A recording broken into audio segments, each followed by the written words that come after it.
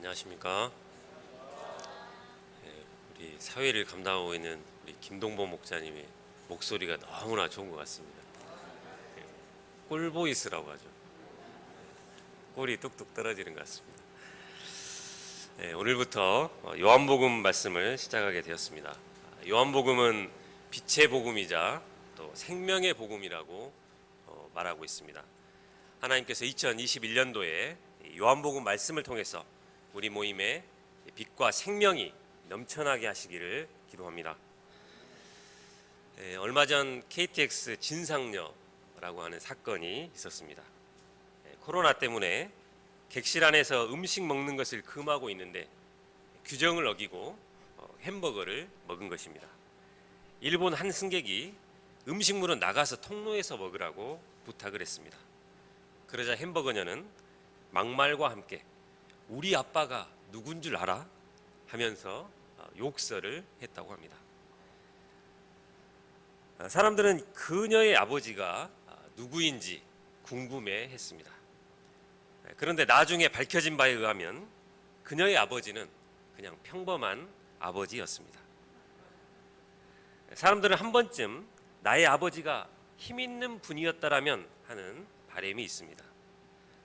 어떤 아버지냐에 따라서 우리의 행불행이 좌우되기도 합니다. 아무리 돈이 많고 또 사회적인 신분이 높아도 자식을 함부로 대하는 아버지도 있습니다. 이런 아버지 밑에서 자라는 것은 고통이 더 클 것입니다. 그런데 오늘 말씀에서 요한은 하나님이 우리의 아버지가 되신다고 말하고 있습니다. 예수님이 육신을 입고 이 땅에 오시게 되면서 그동안 원수되었던 하나님과 우리 사이가 화목하게 되었고 이제 우리는 하나님의 자녀가 되는 그런 엄청난 특권을 누리게 된 것입니다. 오늘 말씀을 통해서 육신을 입고 오신 예수님이 어떤 분이신지 또 그분으로 인해서 어떤 일이 발생하게 되는지 배울 수 있기를 기도합니다. 요한복음은 로마서와 함께 신약 신학의 트윈타워라고 합니다. 요한복음은 다른 복음서 및 성경의 어떤 책보다도 더 깊이 아들을 통한 하나님의 계시의 신비를 통찰하고 있기 때문입니다. 요한복음의 저자는 사도 요한으로 AD 90년에서 100년 사이에 에베소에서 이 요한서신을 저술하였고 요한의 원독자는 주로 디아스포라 유대인들과 또 헬라권의 이방인 개종자들이었습니다. 요한복음은 믿지 않는 자들을 염두에 두고 있지만 1차적인 목적은 불신자들이 아닌 신자들을 위해서 기록되었습니다. 예수님을 믿고 있지만 그 믿음이 연약해서 복음이 담긴 풍성한 은혜와 능력을 덧입지 못하고 살아가는 신자들, 또 신앙이 견고하지 못해서 고난으로 인해서 믿음이 흔들리고 있는 신자들, 박해를 받을 것을 두려워해서 자신의 신앙을 감추고 두더지처럼 살아가는 그런 신자들을 위해서 기록했습니다. 그들이 요한복음을 통해서 예수님이 어떤 분이신가를 밝히 알고 그 이름을 힘입어서 생명력이 충만한 인생을 살며 예수님을 적극적으로 전도하기 위해서 기록된 것입니다. 요한복음은 다른 복음서와는 달리 예수님의 탄생 배경을 전혀 다루지 않고 있습니다. 족보를 언급하고 있지도 않고 또 어느 곳에서 어떻게 나셨는지도 생략하고 있습니다. 반면에 유대의 절기와 제도는 상세히 기술하고 있는데 이는 예수님이 유대 절기가 상징하는 바를 성취하는 성취자로서 묘사하고 있기 때문입니다.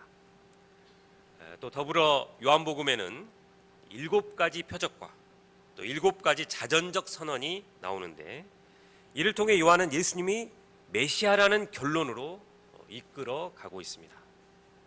오늘 본문인 요한복음 1장 1절에서 18절은 요한복음을 들여다보는 그런 프레임을 제공해 주고 있습니다. 예수님은 성육신하신 영원하고 또 창조 이전부터 존재하였던 말씀이라는 선언입니다. 이 틀을 가지고 앞으로 전해질 요한복음 말씀을 들여다볼 때 요한이 전하고자 했던 메시지가 무엇인지 선명하게 드러나게 될 것입니다. 1절을 보십시오. 태초에 말씀이 계시니라. 이 구절은 창세기 1장 1절을 상기시킵니다. 요한은 시점을 창조 이전의 상태로 옮겨가고 있습니다. 1절은 하나님의 천지창조 이전의 상태, 즉 영원 전부터 계속 말씀이 있어 왔다고 말하고 있습니다. 이는 말씀 곧 로고스로 나타낸 예수님의 선제성과 신성을 나타냅니다. 즉 예수님이 창조 전부터 계시고 신적인 존재이시며 또 만물의 기원자요 창시자라는 것을 알려주는 것입니다. 이 말씀이 하나님과 함께 계셨으니 이 말씀은 곧 하나님이시니라. 여기서 함께라는 단어는 헬라어 프로스로서 단순히 함께 존재한다는 개념이 아니라 오히려 능동적인 관계를 맺고 있거나 또는 교제하고 있다는 개념을 가지고 있습니다. 즉 말씀은 항상 하나님과 함께 능동적인 관계와 교제 가운데 있었다는 것입니다. 그러므로 말씀에서 나오는 것은 하나님께로부터 나오는 것이요 말씀의 계시와 역사는 전적으로 하나님의 계시와 역사인 것입니다. 이로써 우리가 알 수 있는 것은 이 말씀이 곧 하나님이시라는 것입니다. 그래서 의심 많은 도마도 요한복음 2장 20장 28절에서 예수님을 나의 주님이시요 나의 하나님이시라고 고백을 하였습니다. 그러면 왜 예수님을 말씀 곧 로고스라고 표현한 것일까요? 서두에서 언급한 것과 같이 요한복음은 헬라 문화권에 있는 유대인들과 또 이방인들을 위해서 쓰여졌기 때문에 헬라 청중에게 복음의 메시지를 이해시키기 위해서 그 용어를 사용한 것입니다. 헬라 철학에 기반한 스토아 철학자들은 태초에 만물을 존재케 하고 또 우주를 지배하는 이성적인 원리를 로고스라고 하였습니다. 그들이 생각하는 로고스는 인격적인 실체가 아니라 추상적인 관념에 불과했습니다. 로고스의 배경이 되는 또 다른 대상은 유대인들의 지혜문헌입니다. 지혜문헌에서 지혜는 의인화되어서 묘사되고 있습니다.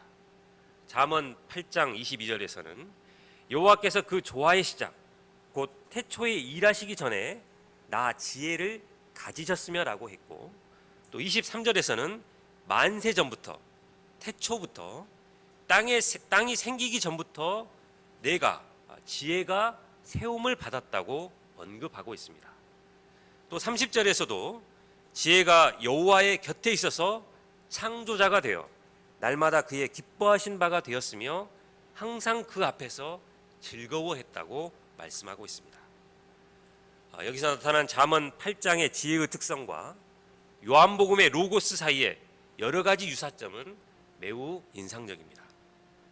마지막으로 로고스의 배경은 구약에 있는 하나님의 말씀입니다. 유대인들은 이 말씀을 관념적이고 추상적인 존재가 아니라 능력을 가진 인격체로 보았습니다. 하나님은 말씀으로 천지를 창조하셨고 말씀을 통해서 당신의 뜻을 계시하셨기 때문입니다. 하나님은 말씀으로 그래서 이스라엘 백성들은 말씀을 통해서 하나님을 알고 또 하나님을 만나고 말씀을 통해서 생명을 얻고 더 풍성하게 누렸습니다. 시편 107편 20절은 말씀합니다.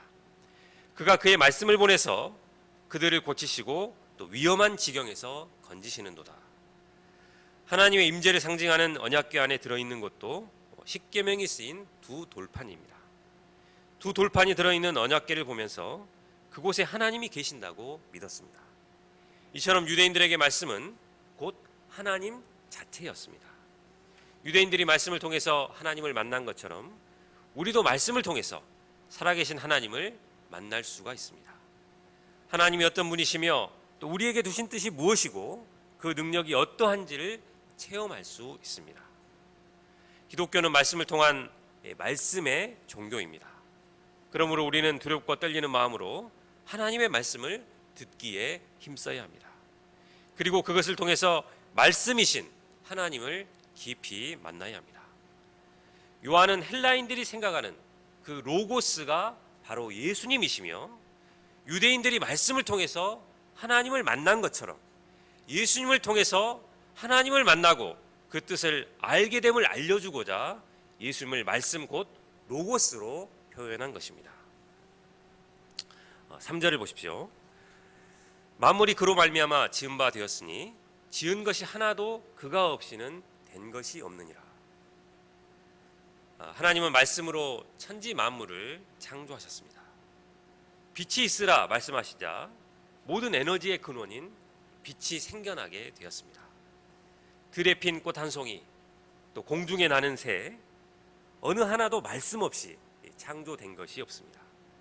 이것은 곧 예수님이 천지 만물을 지으신 창조주 하나님이시다 선포하는 것입니다. 이 말씀이신 예수님이 선한 뜻과 계획 가운데 우리 각 사람을 창조하셨습니다. 그러므로 말씀을 통해서 예수님을 인격적으로 만날 때 나를 향한 하나님의 선하신 뜻과 계획을 발견하고 섭리의 인생 또 빛의 인생을 살 수 있게 됩니다. 4절을 다 같이 읽어보겠습니다. 시작. 그 안에 생명이 있었으니 이 생명은 사람들의 빛이라. 그 안에 생명이 있었으니, 이 말씀은 참으로 놀라운 말씀입니다. 이 말씀은 예수님이 생명의 근원이시오 생명의 주인임을 말해줍니다. 생명이란 참으로 신비스러운 것들입니다. 긴 겨울이 지나고 봄이 오고 있습니다. 오늘 센터에 오시면서 앵두나무를 한번 보셨습니까? 밖에 앵두나무가 활짝 꽃이 이렇게 피었습니다. 겨우내 죽은 듯한 그 가지에서 꽃들이 활짝 폈습니다. 어떻게 이렇게 꽃이 피고 새싹이 돋아나는 것입니까? 이는 각 나무에게 생명이 있기 때문입니다. 또 우리는 생각하고 일하고 또 서로 사랑하고 미워하기도 합니다. 이것도 우리에게 생명이 있기 때문입니다. 만일 생명이 우리에게서 끊어지면 일순간에 모든 활동이 정지되고 시체가 되어서 더 이상 사랑할 수도 없고 미워할 수도 없게 됩니다. 도대체 이 생명이 어디서 온 것일까요? 생명의 기원에 관해서 여러 가지 설이 있지만 이는 어디까지나 설에 불과합니다. 그러나 분명한 것은 생명은 생명에서만 나오지 물질적인 것에서 결코 생명이 나올 수 없다는 것입니다. 이는 모든 생명은 한 생명의 근원에서 나왔음을 증거해 줍니다. 많은 학자들이 생명의 현상들에 대해서는 많은 이야기를 하지만 생명의 기원이나 본질에 대해서는 오리무중입니다. 그러나 요한복음은 이에 대해서 분명한 해답을 주고 있습니다. 그 안에 생명이 있었으니, 이 말씀은 예수님이 바로 생명의 근원이 되심을 엄숙히 선포하고 있습니다. 헬라어에서는 생명을 나타내는 단어가 세 종류가 있습니다. 육신의 생명을 나타내는 비오스와 또 정신적인 생명을 의미하는 푸시케가 있고, 영원한 생명, 참된 생명을 나타내는 조회가 있습니다. 요한복음 1장 4절에 나오는 생명은 영원한 생명, 곧 영생을 의미하는 조회입니다. 자연계의 짧은 생명을 유지하고 죽는 그 생명도 어떨 때는 경외감이 들고 또 신비롭기만 한데, 영생, 영원한 생명은 어떠하겠습니까? 요한은 예수님 안에 이 영원한 생명을 보았고 또 감탄할 수밖에 없었습니다. 작년부터 인류는 코로나 바이러스로 인해 유례없는 고통을 겪고 있습니다. 코로나로 인해서 만남도 줄어들고 또 활동이 축소가 되고 또 우리는 위축될 수밖에 없었습니다. 코로나 블루라는 우울증이 새로 생겨났습니다.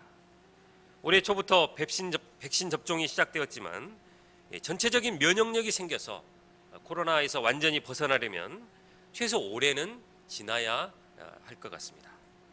그런데 인류를 더욱 절망하게 하는 것은 코로나가 자꾸 변이를 일으키고 있고 코로나 이외에도 여러 가지 바이러스의 위협이 도사리고 있다는 것입니다.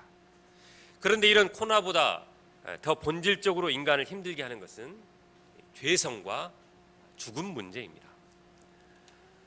구미에서 일어난 3살 여아 사건은 친모가 도망을 가서 아이가 방치된 채로 굶어 죽은 사건입니다. 그런데 알고 보니 친모가 외할머니인 것으로 드러나면서 더 큰 충격을 가져다 주었습니다. 기속되는 자식에 대한 학대가 끊이질 않고 있습니다. 제 몸으로 낳은 자식도 돌보지 않는 무정하고 무자비한 인간의 죄악된 본성을 적나라하게 보여주고 있습니다. 나는 그렇지 않다고 많은 분들이 이렇게 생각하실 것 같습니다. 그러나 예수님은 인간의 내면을 꿰뚫어 보시면서 죄악된 인간의 본성을 이렇게 말씀하셨습니다. 또 이르시되 곧 사람의 마음에서 나오는 것은 악한 생각 곧 음란과 도둑질과 살인과 간음과 탐욕과 악독과 속임과 음탕과 질투와 비방과 교만과 우매함이니 이 모든 악한 것이 다 속에서 나와서 사람을 더럽게 하느니라. 세상에 의인은 없나니 하나도 없다고 했습니다. 모든 인간은 죄로 인해 죽는 존재가 되었고 죽음 이후에는 심판을 받게 됩니다. 대학생들이 헬조선 하는데 그야말로 우리는 헬 자체에 있었고 이생망이라는 단어처럼 완전히 망해버린 인생이었습니다. 그런데 이런 인류에게 유일한 희망, 예수님이 이 땅에 육신을 입고 오셨습니다. 흑암에 앉은 백성에게 비추이듯이 예수님은 망해버린 인생들의 유일한 희망이 되어주십니다. 예수님에게는 생명이 있기 때문입니다. 그 안에 생명이 있었으니 예수님에게는 영생이 있습니다. 창조시에 부여해 주신 그 생명이 예수님 안에 있습니다. 말씀이 육신이 되신 예수님 안에 생명이 충만하십니다. 요한복음에는 이 생명이라는 단어로 가득 차 있습니다. 38년 된 병자, 날 때부터 소경으로 태어난 자, 사마리아 여인, 죽은 나사로가 예수님을 통해서 이 생명을 얻었습니다. 말씀이 육신이 되어 오신 예수님은 십자가의 죽으심으로 우리 모두의 죄를 대신 감당해 주시고 죽음 문제를 해결해 주심으로 우리를 다시 영생하는 존재로 복귀시켜 주셨습니다. 예수님이 생명 자체가 되시고 이 생명을 우리에게 주고자 하신 것입니다.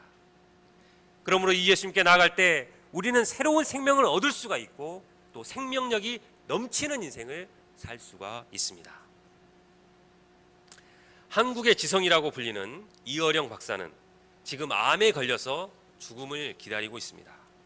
지난 2월 15일 생전의 마지막 인터뷰를 했습니다. 그런데 항암 치료를 받지 않고 죽음을 맞이하면서 신체의 변화와 또 느끼는 감정과 생각들을 기록하고 있다고 합니다. 그가 목숨을 연명하지 않고 담담하게 죽음을 받아들이는 이유는 죽어도 살아나게 하는 이 부활의 생명을 체험하고자 했기 때문입니다. 죽음 앞에 당당했던 딸을 쫓아간다고 했습니다.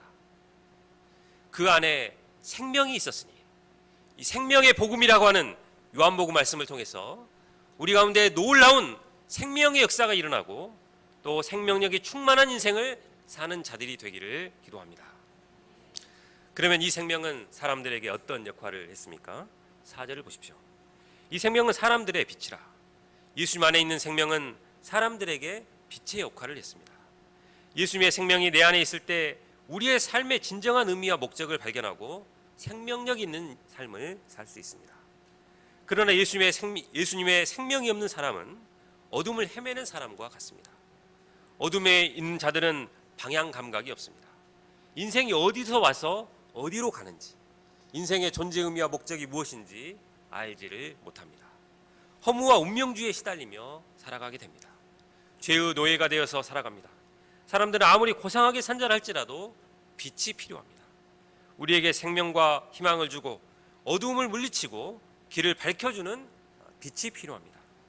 예수님은 사람들의 빛이 되어주십니다. 예수님은 요한복음 8장 12절에서 말씀하셨습니다. 나는 세상의 빛이니 나를 따르는 자는 어둠에 다니지 아니하고 생명의 빛을 얻으리라. 5절을 보십시오. 빛이 어둠에 비치되 어둠이 깨닫지 못하더라. 여기서 어둠은 사단의 지배 아래에 있는 세상을 가리킵니다. 다시 말하면 어둠은 죄와 불신앙으로 어두워진 타락한 인류를 가리킵니다. 어둠은 속성상 빛을 미워하고 대적합니다. 빛이 어두움의 빛이었으나 사람들은 어두움을 사랑하는 마음 때문에 이 빛 대신 예수님을 미워하고 대적합니다. 범죄 심리학 용어 중에 스톡홀름 증후군이라는 말이 있습니다. 1973년 스웨덴 스톡홀름에서 4명의 무장 강도가 은행에 침입해서 직원들을 볼모로 잡고 6일 동안 경찰과 대치하는 사건이 일어났습니다. 이 과정에서 인질들이 처음에는 직원들을 볼모로 잡고 처음에는 범인들을 두려워하다가 시간이 흐르면서 차츰 그들에게 동화되어 자신들을 구출하려는 경찰들에게는 적대감을 보이고 흉기로 위협했던 강도들에게는 지지와 호감을 나타냈다고 합니다. 더구나 사건이 끝난 후에는 재판 과정에서도 강도들에게 유리한 증언을 하고 도리어 그들을 변호했다고 합니다. 정말로 이해할 수 없는 일입니다. 더 황당하고 어처구니 없는 일은 이들 중 한 여자는 한 강도를 사랑하게 되어서 약혼한 남자와 파혼까지 했다고 합니다. 왜 이런 일이 일어나게 된 것일까요? 처음에는 인질들도 무기를 들고 또 생명을 위협하는 강도들이 두려웠을 것입니다.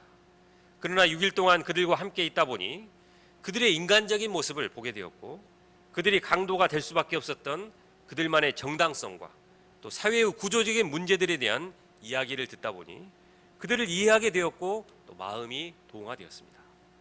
인질들은 그들이 언제든지 이용 가치가 없으면 자신들을 죽일 수 있는 강도라는 사실을 잊고 친근감을 느끼게 되었습니다.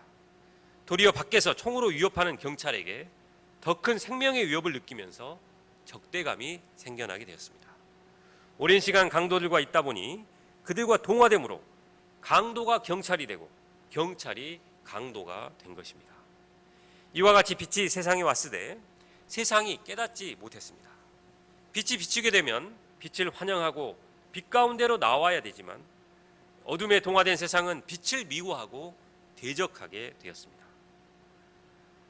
우리도 죄에 길들여지게 되면 영적인 스톡홀름 증후군을 보이게 됩니다. 사탄은 강도와 같이 우리 안에 들어와서 죄악된 생각과 또 마음을 심고 육신적인 삶을 살고 즐기도록 유혹합니다.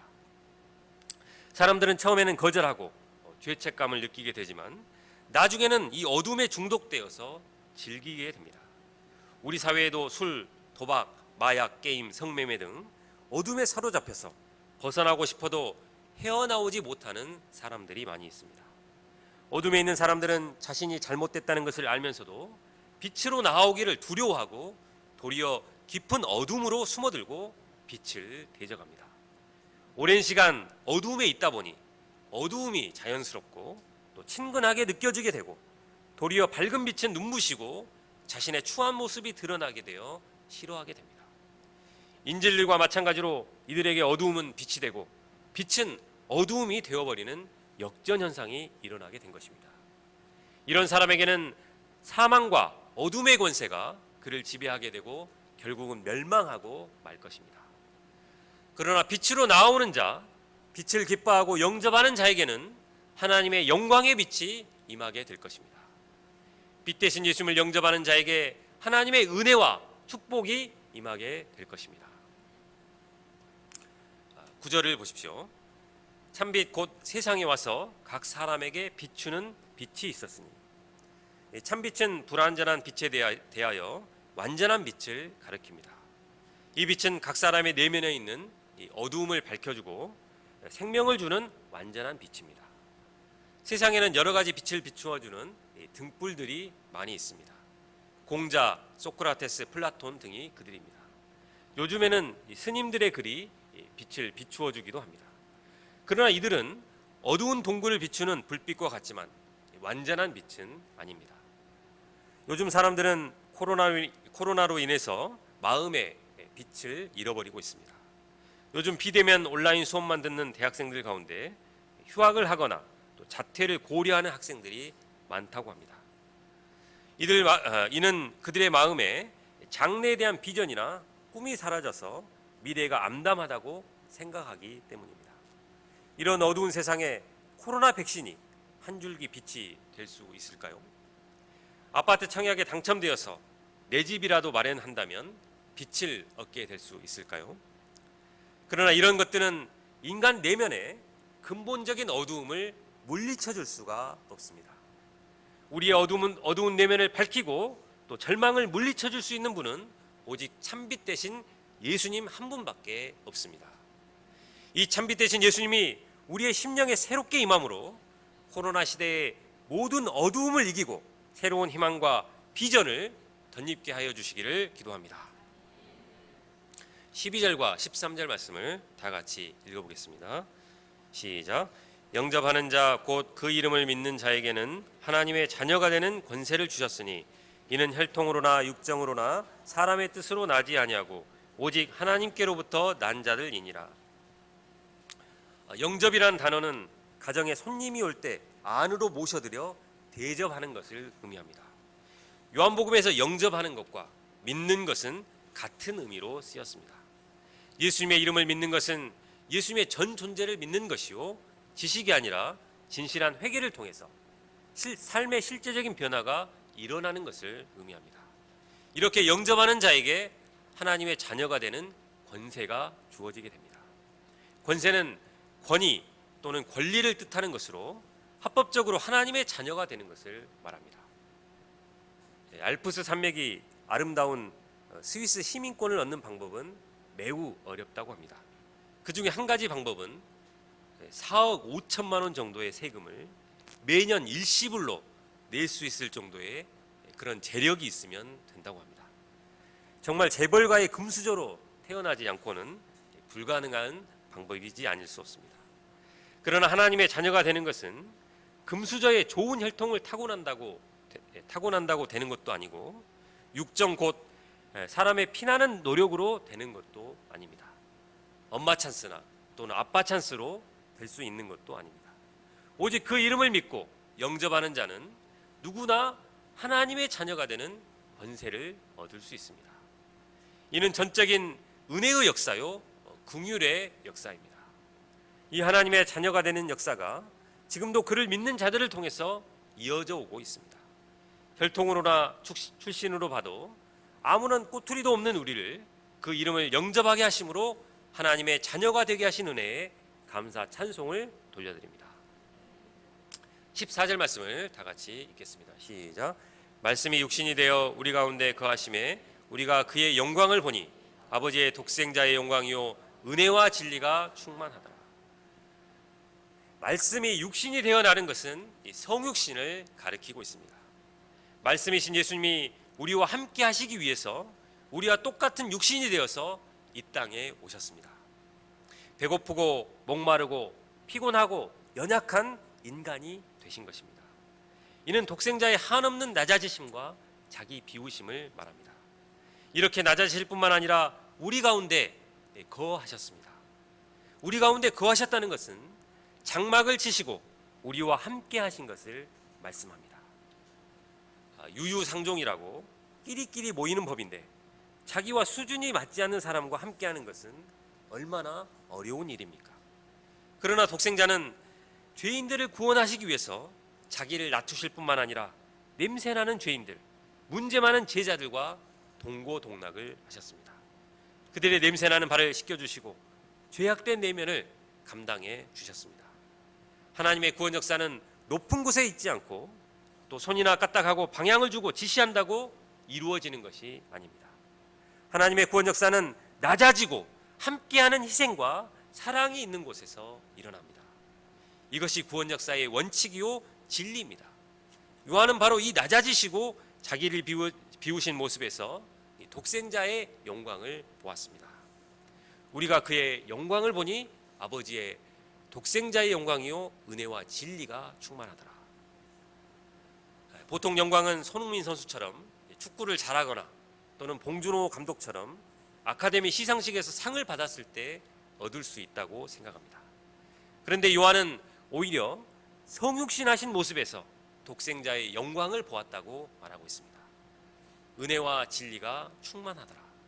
그 영광의 실체는 바로 예수님 안에 있는 충만한 은혜와 진리였습니다.